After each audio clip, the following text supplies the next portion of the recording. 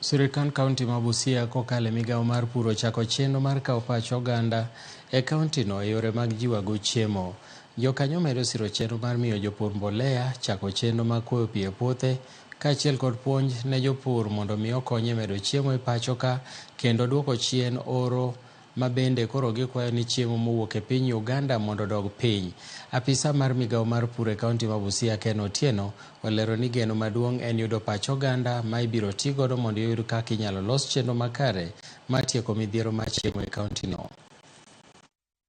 Serikali ikiinua uchumi wa wananchi wale ambao wakulima wako nyanjani, hawa ndio wanasalisha chakula ambao inaenda hizi town zetu Kisumu, Nairobi, Mombasa na kila mahali, kwa sababu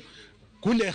hatuna mashamba kwa town ambao watu wanalima huko. Tukipata walimu wa kilimo ambao wanaweza tembea nyanjani, waweze kuwaelimisha na kuwahimiza namna wanaweza fanya na wajue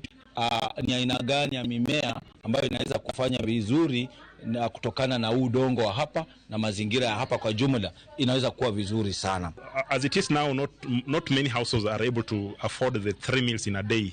probably operating at most 2. So we have insufficient and we import quite a lot, but that's why we are here again, because we want to make sure that we come up with strategies that will help us increase our production and also productivity. In this project, you have a component on irrigation, which again is going to help farmers be a little more resilient when it comes to weather variations.